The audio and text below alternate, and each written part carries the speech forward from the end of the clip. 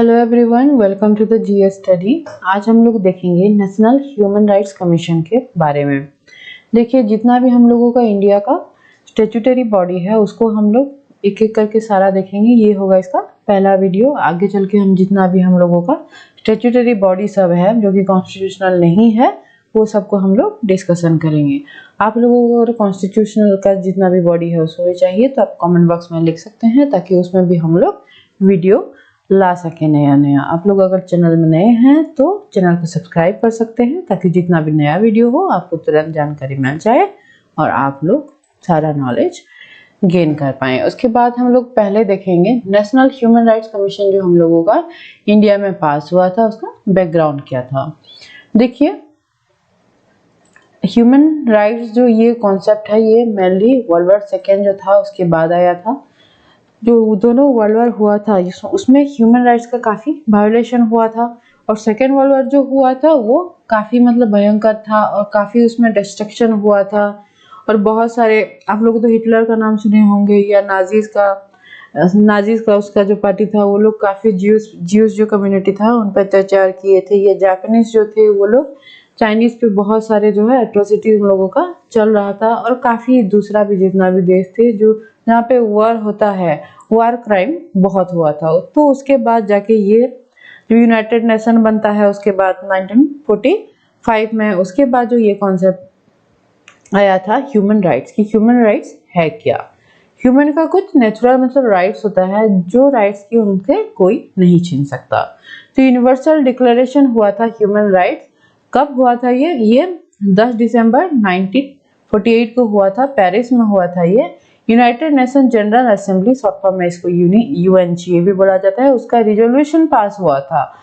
Resolution number 278 Paris से start हुआ था। ये फर्स्ट टाइम जो है fundamental human rights universally protected होना चाहिए ये इसमें मेंशन था। और इसमें मेंशन हुआ था ह्यूमन राइट्स क्या है बोल के, तो यहाँ पे लिखा हुआ था कि all human beings are born free and equal in dignity and rights, कि सारे जितने हम लोगों का ह्यूमन बीइंग्स हैं वो फ्रीली बर्न है, आजाद है और इक्वल है इन डिग्निटी एंड राइट्स, कि किसी का डिग्निटी और राइट्स किसी से कम नहीं है। और भी एक इसमें मेंशन किया था कि everyone it entitled everyone to all the rights and freedom and prohibits slavery and slave trade in all form। उस टाइम में क्या होता था, जब कॉलोनिज्म का दौर था उस समय स्लेव ट्रेड बहुत किया जाता था। स्लेव क्या हो गया? स्लेव का एक्चुअल मीनिंग है कि कोई भी इंसान है उसका कोई राइट नहीं होता था। उनके जो बॉस होते थे या मालिक होते थे वो जैसे चाहे उनके साथ ट्रीट कर सकते थे। स्लेव वही होता है। इसको कृतदास भी बोला जाता है या गुलाम भी आप लोग बोल सकते हैं। इनका कोई भी राइट्स नहीं होता है, ये लोग कुछ नहीं बोल सकते हैं। उन पे जितना भी अत्याचार हो इन लोगों को कोई राइट्स नहीं होता था कि इनके खिलाफ उनके मालिक के खिलाफ ये लोग आवाज उठा सके। तो उस समय जो पास हुआ था ये डिक्लेरेशन, यूनिवर्सल डिक्लेरेशन हुआ था ह्यूमन राइट्स के, तो ये कहा था कि स्लेवरी बंद होना चाहिए। और स्लेवरी ट्रेड जो उस समय होता था अफ्रीका, यूरोप और जो अमेरिका था वहां से स्लेव और अफ्रीका से ले जाते थे और एशिया का बहुत सारे ऐसे एरिया से स्लेव ट्रेड उस समय होता था, क्योंकि स्लेव जो होते थे वो प्लांटेशन हो गया और फैक्ट्रीज से ये सब में हो गया, काम करने के लिए उनको लिया जाता था शिप में भर के ओशन के द्वारा। तो ये जो है ये बंद होना चाहिए, ये डिक्लेरेशन तब मेंशन किया था। उसके बाद जो 10, क्योंकि ये यहाँ पे मैंने बताया था कि 10 दिसंबर को ये पास हुआ था 1948 में, तो क्या होता है हर एक साल हम लोग 10 दिसंबर को जो है ह्यूमन राइट्स मनाते हैं। याद रखिएगा 10 दिसंबर ह्यूमन राइट्स डे। उसके बाद क्या हुआ, ये जो ह्यूमन राइट्स का कॉन्सेप्ट धीरे धीरे इवॉल्व होने लगा और इसका इंपॉर्टेंस काफी बढ़ने लगा। उसके बाद सारा जो है स्टेट, जितना भी स्टेट कंट्री, जितना भी कंट्री थे वो लोग धीरे धीरे क्या कि इंस्टीट्यूशन उसको अच्छे से हर एक स्टेट कंट्री अपने अंदर में एक एक लॉ पास करने लगे या फिर कोई ऐसा इंस्टीट्यूशन बनाए जो कि उनके कंट्री में जितना भी सिटीजन्स हैं या फिर ह्यूमन बीइंग मान लीजिए उनको उनका राइट्स प्रोटेक्ट कर पाए। उसके बाद इन 1991 में क्या होता है, यूएन मीटिंग जब होता है, यूएन यूनाइटेड नेशन, पेरिस में ये होता है और ये develop a detail set of principle, एक सेट ऑफ प्रिंसिपल पूरा वहां पे जो है सेट किया गया, जिसको कि हम लोग पेरिस प्रिंसिपल के नाम से जानते हैं। उसके बाद क्या हुआ, हर एक जितना भी कंट्री था, जो लोग यूएन के मेंबर थे, वो लोग अपना अपना देश में ह्यूमन का राइट्स को कैसे प्रोटेक्शन किया जाए उसके तरफ वो लोग काम किए, काफी सारे एफर्ट्स लगाए, कोई लॉ पास किया, कोई एक इंस्टीट्यूशन बनाया, दूसरा कंट्री का अपना एफर्ट्स लगाए नेशनल लेवल पे। और यही प्रिंसिपल, ये जो पेरिस प्रिंसिपल है, this principle became the foundation of the establishment and operation of national human rights institution. India में भी जो है हम लोगों का पास हुआ था, एक एक्ट पास हुआ तब। नेक्स्ट हम लोग देखेंगे ये जो 1991 में हुआ पेरिस प्रिंसिपल, उसी वो फाउंडेशन बना, वो बेसिस बना, उसके बाद जाके हम लोगों का नेशनल ह्यूमन राइट्स कमीशन बना था। तो देख लेते हैं हम लोग नेशनल ह्यूमन राइट्स कमीशन के बारे में भी। तो protection of human rights act 1993 में एक एक्ट आता है इंडिया में, जिसको कि हम लोग protection of human rights act बोलते हैं। यही कमीशन जो है प्रोवाइड करता है या फिर इसमें प्रोविजन होता है कि नेशनल ह्यूमन राइट्स कमीशन बनाया जाए। उसके बाद जो है हर एक स्टेट में भी एक state human rights commission India में है। ये जो है ये एक्ट ये वो भी प्रोवाइड करता है स्टेट ह्यूमन राइट्स कमीशन के बारे में। नेक्स्ट वीडियो में हम लोग उसी को डिस्कशन करेंगे। स्टेट ह्यूमन राइट्स कमीशन भी हर एक स्टेट में हम लोगों का है। आज हम लोग देखेंगे नेशनल के बारे में। तो ये जो नेशनल ह्यूमन राइट्स कमीशन है स्टैट्यूटरी इंस्टीट्यूशन है, ये कॉन्स्टिट्यूशनल नहीं है, याद रखिएगा कि ये स्टैट्यूटरी क्यों है, क्योंकि ये ओरिजिनल हम लोगों का जो कॉन्स्टिट्यूशन में है उसमें मेंशन नहीं है। ये एक अलग से एक्ट पास किया गया, उसके तहत इसको बनाया गया और इसको अमेंडमेंट में किया गया था ये एक्ट को 2006 में। उसके बाद हुआ था 2019 में भी कुछ चेंजेस यहाँ पे लाया गया था, याद रखिएगा। 2 बार इसका अमेंडमेंट भी किया गया है, 6 में और 2019 में भी। तो नेशनल ह्यूमन राइट्स कमीशन है क्या, ये क्या है, watchdog of human rights in the country. ये मतलब देखता है ह्यूमन राइट्स प्रोटेक्टेड है कि नहीं है इंडिया में। द राइट्स क्या है, related to life, liberty, equality and dignity of the individual, जो कि गारंटी दिया गया है हर एक इंडिविजुअल का लाइफ, लिबर्टी, इक्वालिटी और डिग्निटी प्रोटेक्टेड है कि नहीं है, जो कि गारंटी दिया गया है हमारा जो इंडियन कॉन्स्टिट्यूशन है और इंटरनेशनल जितना भी ट्रीटीज हुआ है, और या फिर जितना भी कोर्ट ऑफ इंडिया में जो जितना लॉज बनाया है, जितना भी वो लोग अपना प्रोविजन दिए हैं, जैसे कॉन्स्टिट्यूशन में कोई भी प्रोविजन है हम लोगों का ह्यूमन राइट्स पे। फॉर एग्जाम्पल हम लोग ले देते हैं हम लोगों का फंडामेंटल राइट्स। फंडामेंटल राइट्स हम लोगों का कुछ है, उसी के तहत राइट टू लाइफ भी आता है। तो वो ठीक से प्रोटेक्टेड है कि नहीं, इसको वॉच करना, ऑब्जर्व करना किसका काम है, नेशनल ह्यूमन राइट्स कमीशन का। या फिर इंटरनेशनल तौर पे बहुत सारे ऐसे मतलब ट्रीटीज हुए हैं जो कि दर्शाता है कि कैसे ह्यूमन को ट्रीट करना चाहिए, उसका राइट कैसे प्रोटेक्ट, उसका भी वॉचडॉग है वो है। और जितने भी कोर्ट्स भी बीच में जो है, अभी तो जुडिशियल हम लोगों का एक्टिविज्म जो है वो काफी मतलब चल रहा है। कोर्ट भी जो है ह्यूमन राइट्स प्रोटेक्शन के लिए ये हमारा गारंटर है ये, क्योंकि हमारा जुडिशरी जो सिस्टम है, जुडिशरी कॉन्स्टिट्यूशन का गारंटर है ह्यूमन, और हम लोगों का जितना भी राइट्स है उसका गारंटर है। तो उसमें जितना भी दिया गया है प्रोविजन वो ठीक से हो पा रहा है या नहीं, लाइफ, लिबर्टी, इक्वालिटी और डिग्निटी ह्यूमन का जो प्रोटेक्ट हो पा रहा है कि नहीं, वो मतलब वॉच करता है, ऑब्जर्व करता है और उसके बाद गवर्नमेंट को रिकमेंडेशन भी देता है। उसके बाद देखेंगे इसका ऑब्जेक्टिव क्या है। नेशनल ह्यूमन राइट्स कमीशन जो हम लोगों का है उसका ऑब्जेक्टिव क्या है, to strengthen the institutional arrangement through which human right issue could be addressed in their entirety in more focused manner। उसको strengthen करना, जितना भी हम लोगों का institutional arrangement है इंडिया में उसको देखना, ऑब्जर्व करना और उसको कैसे strengthen किया जाए, उस इशू जितना भी है होगा या फिर है उसको कैसे एड्रेस किया जाए इन ए फोकस्ड मैनर, वो देखता है कौन, नेशनल ह्यूमन राइट्स कमीशन। इसका ऑब्जेक्टिव है ये। उसके बाद हो गया the look into allegation of excess independently of the government in manner that could underline the government's commitment to protecting human rights. Next हो गया, अगर कोई एलिगेशन हो रहा है, ह्यूमन राइट्स मतलब पूरा नहीं हो पा रहा है या फिर कुछ हार्म पहुंच रहा है ह्यूमन को, उसको भी वो देखता है। कोई भी एलिगेशन आता है उसको भी देखना नेक्स्ट हो गया to complement and strengthen the efforts that are already had been made. और ऑलरेडी मतलब जो सब एफर्ट्स चल रहा है ह्यूमन राइट प्रोटेक्शन के लिए, उसको कैसे कंप्लीट किया जाए, उसको स्ट्रेंथन करने के लिए ये अपना भी खुद भी हेल्प करता है और अपना एफर्ट्स लगाता है। तो ये देखें हम लोग इसका ऑब्जेक्टिव। नेक्स्ट हम लोग देखेंगे इसका कंपोजिशन क्या होता है। हम लोगों का जो नेशनल ह्यूमन राइट्स कमीशन है उसका कंपोजिशन क्या होता है। देखिए इसका कंपोजिशन के बारे में कुछ चेंज हुआ था 2019 में। एक पहले हम लोग देख लेते हैं कि ये एक सिंगुलर मतलब मल्टी मेंबर बॉडी है। ये मतलब इसका जो है बॉडी एक से अधिक मेंबर को लेके बना हुआ है। ये इसका एक चेयरपर्सन होते हैं और 4 फुल टाइम मेंबर होते हैं। इसके chairperson should be retired chief justice of India और ए जज ऑफ सुप्रीम कोर्ट। और जो चेयरपर्सन होते हैं वो एक retired chief justice of India होना चाहिए या फिर एक जज होना चाहिए सुप्रीम कोर्ट का।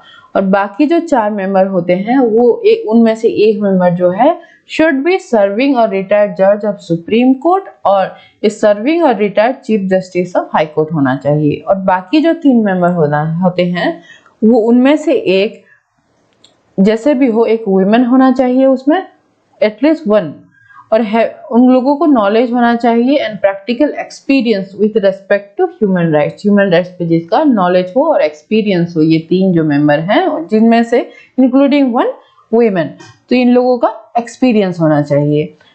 और नेक्स्ट 7 रहते हैं ex officio member.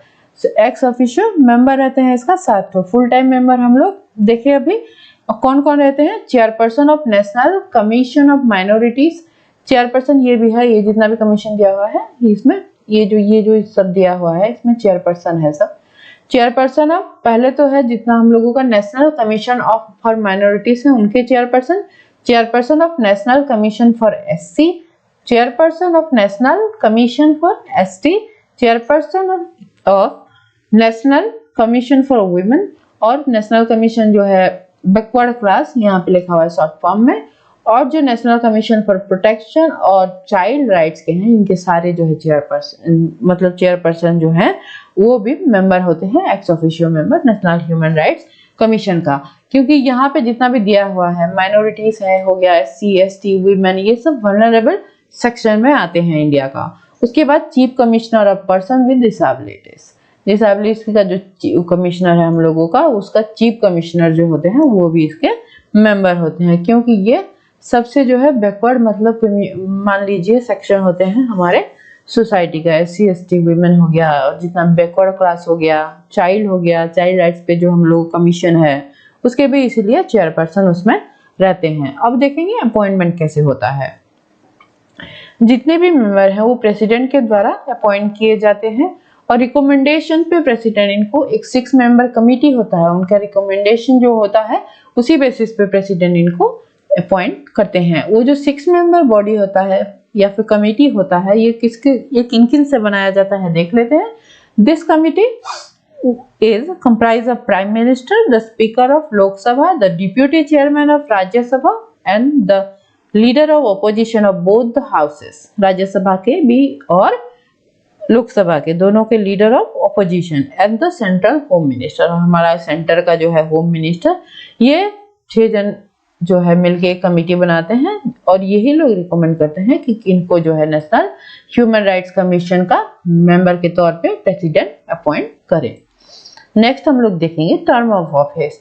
The chairperson and the member hold office for a period of 3 years. पहले ये 5 वर्ष हुआ करता था लेकिन 2019 में जो अमेंडमेंट किया गया था उसके तहत इसको घटाया गया था और 3 साल किया गया।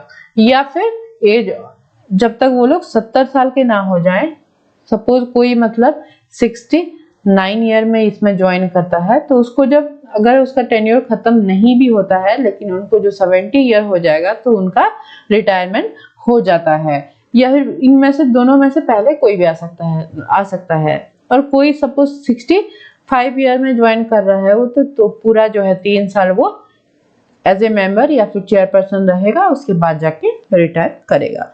तो इनमें से दोनों में से कोई भी पहले आ सकता है, या तो 3 साल या तो वो जब तक 70 साल के ना हो जाए। यहाँ पे लिखा हुआ है whichever is earlier। After the tenure, the chairperson and the member are not eligible for further employment under the central or a state government. तो इसके बाद इन लोगों का जो मेंबर और चेयरपर्सन अपॉइंटमेंट हो जाते हैं, उसके बाद रिटायरमेंट के बाद ये लोग एलिजिबल नहीं होते हैं for employment in any job, मतलब कोई भी पोस्ट के लिए ये लोग नहीं होते हैं एलिजिबल सेंट्रल गवर्नमेंट या फिर कोई भी स्टेट गवर्नमेंट के अंडर में। उसके बाद हम लोग देख लेते हैं काफी इसका जो मतलब मोस्ट इम्पोर्टेंट हम लोग अभी देख रहे हैं कि इसका फंक्शन क्या है। फंक्शन काफी इम्पोर्टेंट है, इसको एक करके अच्छे से देखिएगा। To inquire into the violation of human rights और negligence in the prevention of such violation by public servant. तो इन पहला जो है इसका ड्यूटी है नेशनल ह्यूमन राइट्स कमीशन का कि कोई भी अगर ह्यूमन राइट वायलेशन होता है किसी भी सर्वेंट के द्वारा या कहीं पे भी होता है तो उसको इंक्वायर करना। उसके बाद ये जो पिटीशन, कोई पिटीशन अगर देखो अगर किसी का ह्यूमन राइट्स वायलेशन हुआ है तो नेशनल ह्यूमन राइट्स कमीशन जो है कोई पिटीशन अगर देता है कोर्ट में वहां से ले सकता है या फिर कोर्ट ऑर्डर उसको दे नेशनल ह्यूमन राइट्स कमीशन की इस केस में आप लोग इंक्वायरी करो, या फिर सो मोटो भी हो सकता है, मतलब अपने आप भी ये ले सकता है वो केस अपने हाथ में। उसके बाद है to intervene in any proceeding involving allegation of violation of human rights pending before the court. अगर कोई भी ऐसा केस है जो कि कोर्ट में पड़ा हुआ है, उसका प्रोसीडिंग में अगर वो रिलेटेड है ह्यूमन राइट वायलेशन पे तो उसको इंटरवेन करता है नेशनल ह्यूमन राइट्स कमीशन।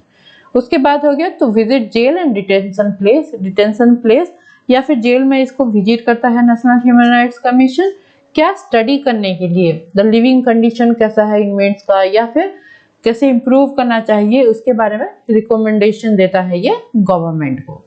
उसके बाद हो गया to review the constitutional and other safeguard for the protection of human rights.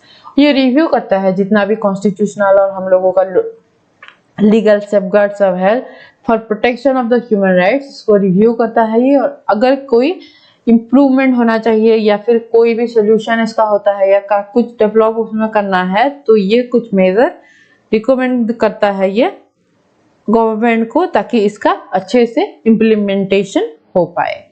उसके बाद है to review the factor including act of terrorism. Terrorism का जो एक्ट जो कि ह्यूमन राइट को वायलेट करता है, वायलेशन करता है, तो उसको भी रिव्यू करता है और रिकमेंड करता है कि इसका क्या मतलब मेजरमेंट लिया जाए ताकि वायलेशन ना हो। उसके बाद ये जितना भी ट्रीटीज है, इंटरनेशनल इंस्ट्रूमेंट है, इससे भी स्टडी करता है और कुछ रिकमेंडेशन इफेक्टिव इम्प्लीमेंटेशन के लिए गवर्नमेंट को देता है ये। उसके बाद हो गया to undertake and promote research in the field of human rights.